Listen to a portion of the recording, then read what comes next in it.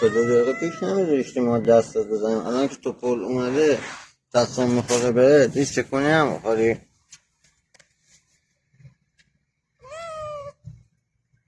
وای کیه؟ خودتی؟ خدا من باورم نمیشه میذاره دستش بزنم بعد همه مدت. چرا باورتون نشه من 5 ماه دارم تلاش میکنم به تیله دست بزنم.